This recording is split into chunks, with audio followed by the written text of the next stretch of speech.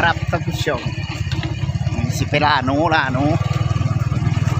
มาดูการล่าหนู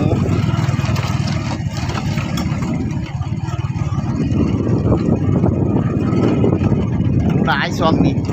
ยกเขาแล้ว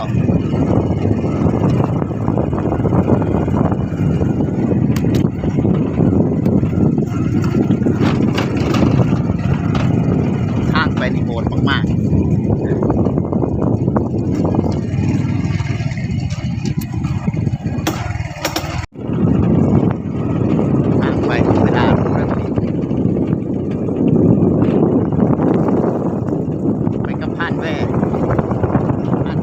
เวลาใหญ่เศร้าได้7 แต้มเศร้านี่ได้8 แต้มโอ้ผมเต็มหมอสั้นบรรยากาศทุ่งไร่ทุ่งนานะ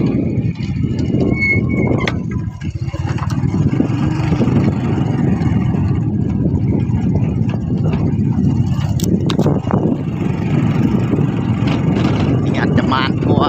เศร้านี่ก็เป็นไปได้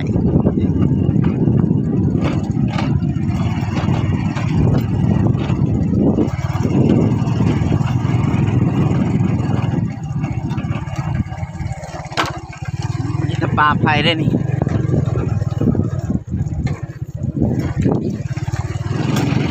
ตายเดี๋ยว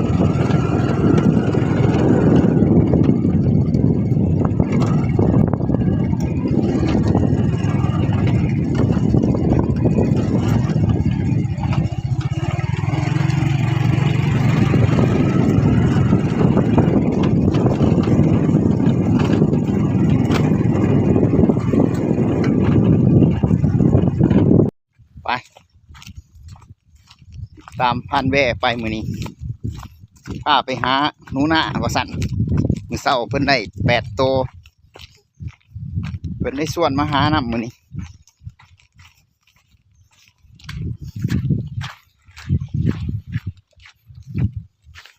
พูดย่างไป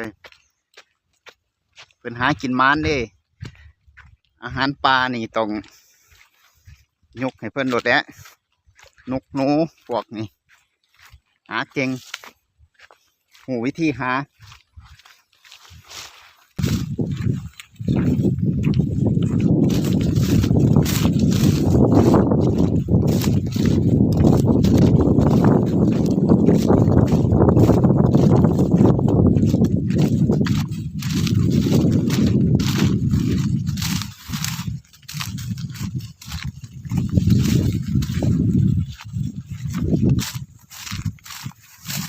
ตอนนี้เขาก็มาหดไม้แล้วไม้ที่เขาสีใส่กับหนูใส่แนวรักหนูแบบไรมาเพิ่งไงนี่บอคนไทยสวรรค์เขตเขาเอ่ยว่ากระแดบฝรั่งกระแดบกระแดบกับหนีบ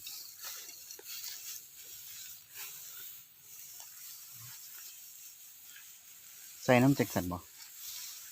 ไม่ใส่มานเลยน้ำเลยต้องค้นหูจักเลยเห็นบ่เป็นหมุนลงไปเป็นบาวพันอยู่บนหูเลยเรามองจังสิต้องใส่หนูใส่ยังไรเห็ดกับหนีบหา6 หลังบ่ได้กินพอโต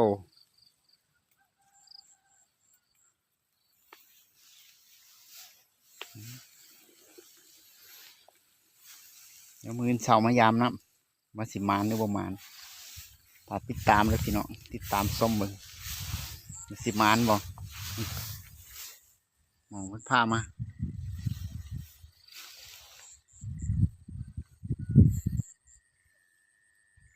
เป็นพงหญ้าฟางข้าวนี่เห็นบ่เป็นห่วยเป็นห้องกบไผ่หนูน่าจะมีเพราะสมควรอยู่หนู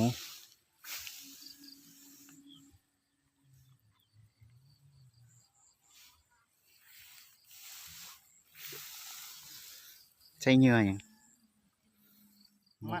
บอกสูตรนี่ที่มันกับห้ มันกับรำข้าวมันสำปะหลังกับรำข้าวเอามาบดใส่กันแล้วก็ปั่น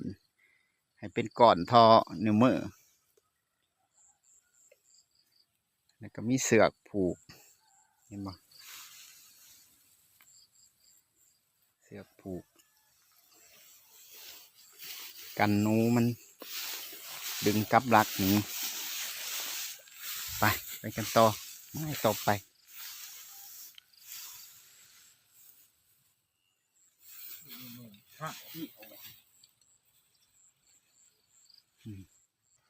ใส่6 ลายกลับเสียเลย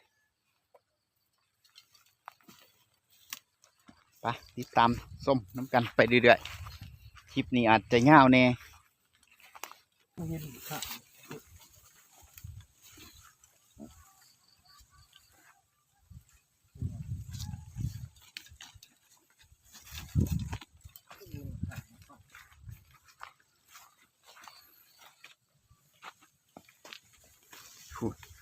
หมุดไปน้ำปลาไผ่ปลามัน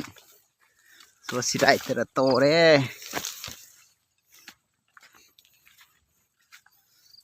หอยมันกัด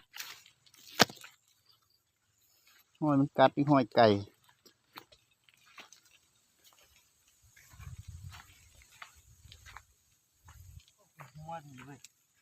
หัวขั้วเขามัน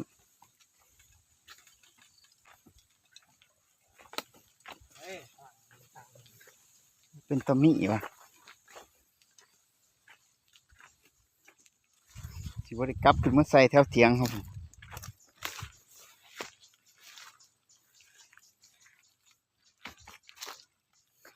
ปลาวะปลาอันนี้ห่วยบ่นี่ปลา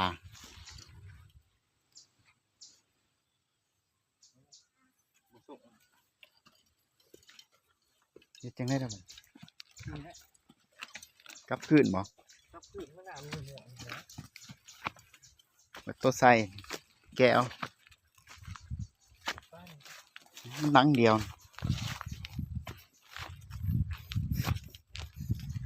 เป็นไม้ไหมไม้นี่พกรุ่นสวัสดิ์ยามเช้าออกมาเบิ่งกับรักหนูเฮาวันนี้ผู้น้องเขาใส่แล้วเขายามอยู่หมานบ่นี่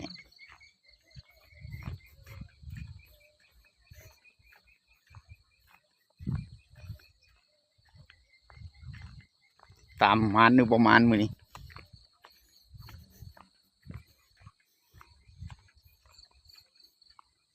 นี่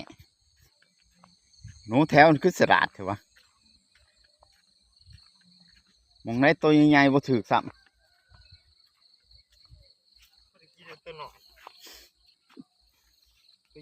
อยู่นี่จักหลัง3หัวไปใส่บนหัวกล้วยตรงพูนไปนะการนำไปเบิ่งออกแล้วเมื่อคืนนี่ก็นอน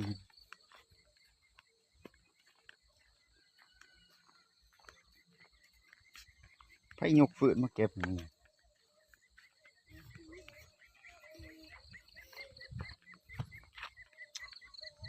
มื้อเช้าอากาศเย็นอากาศเย็นจนอากาศหนาวพุ่นแหละตะเว้นกำลังขึ้นบรรยากาศทงไห้ทงหน้าตื่นเช้ามาหาเราะยามเหี่ยวยามกลับใส่หนูวิถีชีวิตของคนมันนอกอายุหากินกองฟางเถียงนาหน่อยกับเถียงนาหน่อย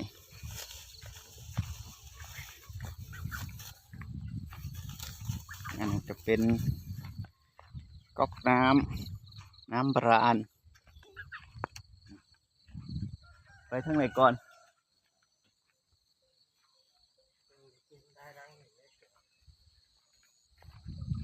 นักหนึ่งขึ้นมาไก่ เขาก็ยังว่ากูมาโดดมันใส่อยู่หันหลังเดียวปกระเทิดหญ้ายังเขียวอยู่เลยปีนี้มันบ่แดงตรงให้ตรงหน้าก็ยังเขียวคือทุกปีเห็นแห้งหมดเลยเด้ปีนี้ฝนดีก็แย่งเว้นกำลังขึ้นไก่ปลาไก่ปลาไก่ตัวนี้ตาบอดเลยไก่ใช่ปะไก่ผู้หญิงเลิศหมอมันตาบอดแต่ไก่วายเนาะแถวนี้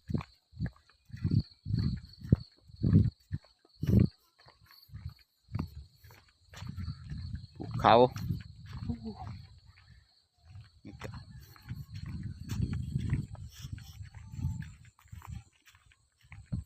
ยังนายผ่านเขาพาไป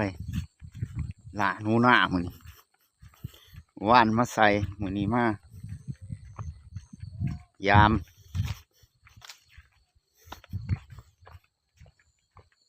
จักหน่อยเห็ดบวงนักมุกเจ้านะน้ำหนองมุกเจ้าได้ได้แถวนี้ต้องกินปลา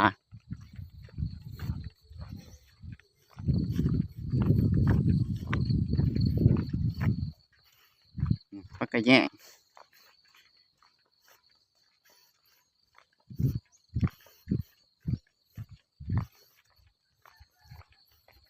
เสียงนา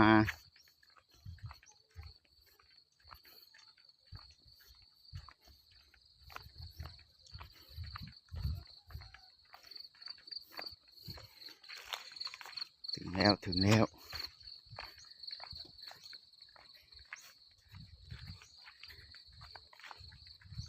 ถึงแล้วถึงแล้วหลังที่สี่หลังที่สี่ดูสิจะมานไหม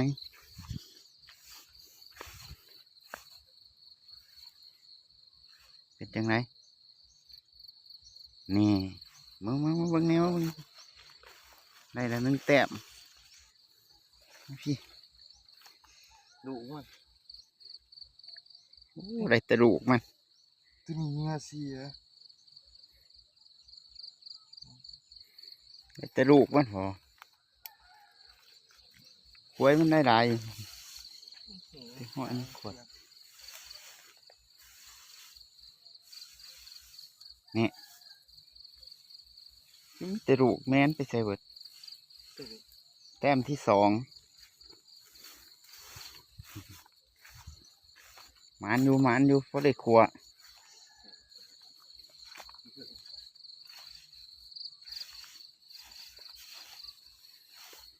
ไปข้างในอะไรกลับคืนบ่ได้ใส่ยิ้มให้หน้าบ่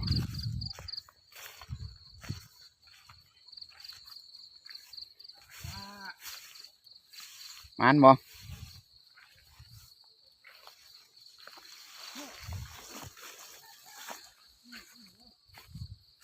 นี่จะลูกมันบ่เป็นลูกมันอยู่มันเป็นหนูหน่อยบ่คือตายเถอะลูกมันว่านนี่ก็ไล่จะรุ่นนี่บ่นี่ดิ นี่ โอ้มันยังว่ากินวะเมื่อวานก็กินอยู่เจน นี่ ตัวหนึ่ง ได้สี่แต้ม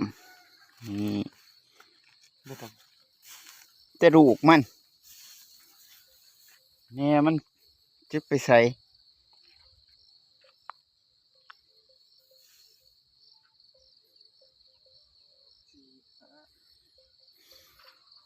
อยู่ใส่แล้วเนี่ย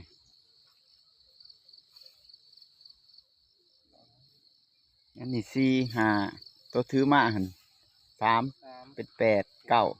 10 รังเดี๋ยวมันอยู่ใส่รังหนึ่งบัด โอ้ไม้ไว้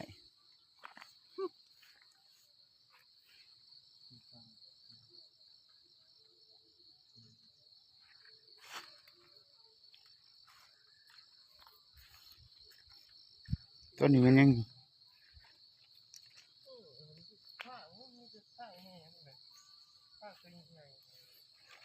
แม่นบ่เขา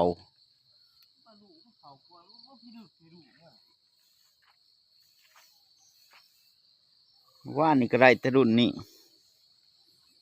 มองเดียวอยู่เล่น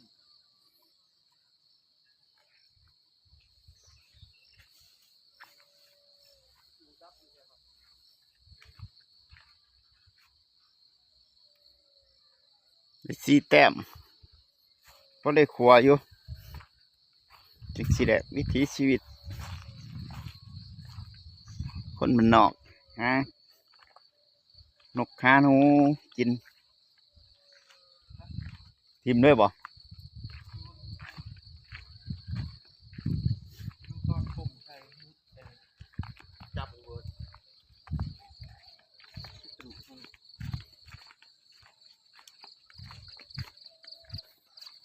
ยังอีกครั้งหนึ่ง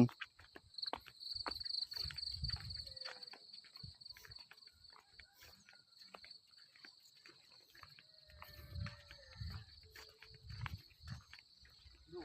ไงดูแก หนูเนี่ย ดูแก มันก็ตัวใหญ่กว่าแม่นติดงูนี่ มันบนท่านไหนไงก็กระดังหนุ่มตา ว่านนี่ก็ได้ซ้ำนี่ของ ตัวผมหวานกองเพื่อนแน่นว่าเมเดียว10 โตเก่าโต10 โต หนูมันได้หั่ง รุ่นเดียวกัน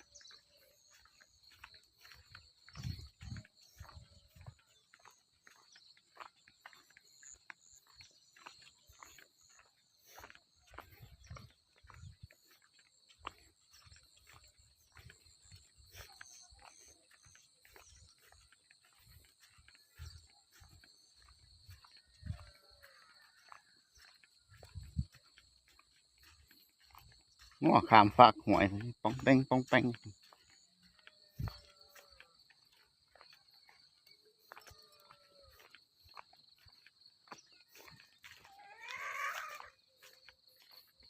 เห็นแดวเลย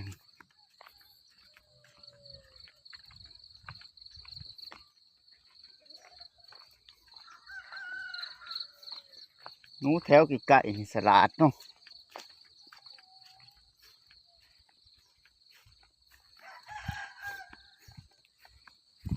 นุ่งกองเพื่อนใส่ง่ายตัวนี้ใส่ง่ายตัวน้ำผ่ามัน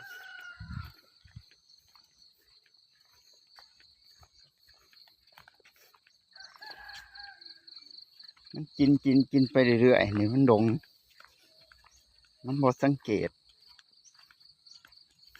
ก็น้ำผ่าใส่ง่าย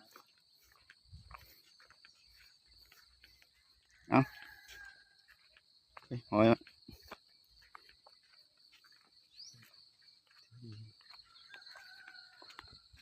ลงไปเบิ่งกล้วยกัน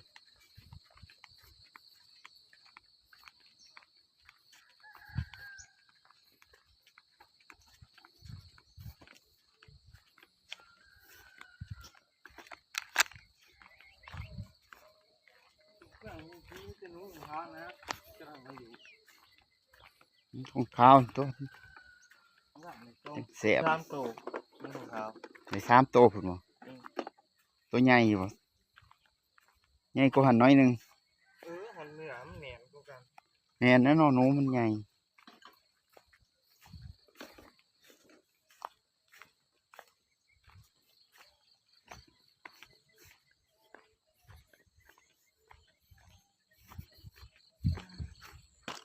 ย่างลงไปซองมึงกล้วยต่อบัดนี้พี่น้องหลังจากเฮายามกับหนูแล้วนะก็ไปซองมึงกล้วยก่อนยังกล้วยตัวหนึ่งมันบ่ทันได้ออกลูกกล้วยทองแดกแม่สาวทองแดกอู้เห็นบ่ตะเว้นกำลังขึ้นพ้นภูเขา บรรยากาศยามมื้อเช้าเบิ่งไปน้ำกันพี่น้องไผคิดฮอดบ้านคิดฮอดช่องผู้ที่ไปเฮ็ดงานอยู่ทางไกลก็หน้านี้ก็กลับมาเยี่ยมยามบ้านไหนเด้อพี่น้อง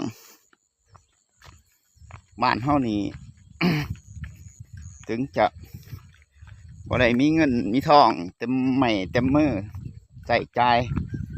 แต่ก็เต็มไปด้วยความสุขอยู่กับธรรมศาสตร์อยู่กับสิ่งที่เฮามักและก็เฮาฮักก็บ่ได้หมายความว่าผู้เพิ่นอยู่ในเมืองในนาผู้เพิ่นมีเงินมีทองสิบ่มีความสุขเนาะนั่นคือความสุขคนเฮามันบ่คือกันคือบ่าวพันธุ์นี่ก็มักการใช้ชีวิตในแบบนี้เฮาเคยเข้าไปใช้ชีวิตในเมืองในนาแล้วเฮารู้สึกว่ามันบ่เป็นตัวของตัวเองเฮาก็เลยอยากกลับมาอยู่บ้านอยู่ช่องเพื่อมาใช้ชีวิตในแบบของเฮามาเฮ็ดไร่เฮ็ดนาเลี้ยงงัวเลี้ยงควายทำมาหากินแบบวิถีชีวิตของคนบ้านนอกแบบเฮาเกิดมาแบบไหนเฮาก็อยากใช้ชีวิตในแบบนั้นนั่นแหละคือความต้องการของบ่าวพันธุ์หรือว่าอีกหลายๆคนอาจจะยังคิดอยู่ แต่เข้าเจ้ายังบ่มีโอกาสกลับมาอยู่บ้านอยู่ซองกะฝ่าวเฮ็ดฝ่าวหาฝ่าวเก็บฝ่าวกำเนาะเงินทองเวลาบ่คองคอยถาผู้ใดเด้อความสุขเงินทองบ่สามารถจะซื้อได้มีแต่ผู้ใดอยากได้กะเฮ็ดเอาเองสั่งเอาเองความสุขเอามาเบิ่งควายกันต่อบัดนี้นี่ยามมื้อเช้าเฮาได้ย่างเป็นการออกกำลังกายในโตย่างบ่าวพันธุ์นี่ตอนอยู่กรุงเทพนี่ก็น้ำหนัก70 กว่าโลพอกลับมาอยู่บ้านนี่ก็ลดไป7-8 โลน้ำหนักเหลืออยู่65-66 โลตอนนี้ก็ถือว่าน้ำหนักกระโดดเพราะยามมื้อเช้าเฮาได้ย่างออกกำลังกายนี่ได้ไปหันไปหนีก่อนเฮาจะกินข้าวปล่อยบ่าวพันธุ์งอบ่าวพันธุ์ย่ามนี้เขาก็ปล่อยให้เขาเจ้ากินแบบเป็นอิสระเด้ซ้ำสิกินพื้นที่บ่ฮู้ว่าจักร้อยใดพันใดนี่ง้อกล้วยมันกินนี่แบบอิสระเลยนี่ง้อกล้วยนี่บ่ได้ฉีดยาบ่ได้บำรุงอีหยังมากมายตัวนี้มันท้องบ่พันก็ได้เที่ยวมาจอบเบิ่งย่านเพิ่นดักออกลูกเขาก็มาจอบเบิ่งเพราะว่าปีนี้บ่าวพันธุ์ก็ได้ลูกควาย2 ตัวแล้วลูกควาย2 ตัวลูกงวดตัวหนึ่งยังอีกตัวหนึ่งนี่คันตัวนี้ออกเขาก็จะได้ลูกควาย3 ลูกงวด1ก็เป็น4ถือว่าการกลับมาอยู่บ้านของบ่าวพันธุ์ในปีนี้ก็ค่อนข้างประสบความสำเร็จเพราะว่าเขามาอยู่เพื่อจะอยู่กับสิ่งนี้นะเลี้ยงงัวเลี้ยงควายยังประมาณนี้คนเลี้ยงควายก็จะหูดีเลี้ยงงัวเลี้ยงควายจะหูดี การที่เขาไล่ลูกงัวลูกควายนี่มันก็เป็นผลกำไรของเขาแต่ละปีเป็นได้รายเสริม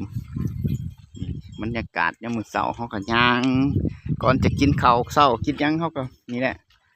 ได้ออกมาหายางออกกำลังกายสูดบรรยากาศดีๆจังสิแหละนี่คือวิถีชีวิตของคนบ้านนอกบ้านนาหาอยู่หากินเขากระจิกเขาเมื่อเฮ็ดแนวอื่นเขามาจอบเบิ่งหัวเบิ่งควายเขาแล้วกลับแล้วบัดนี้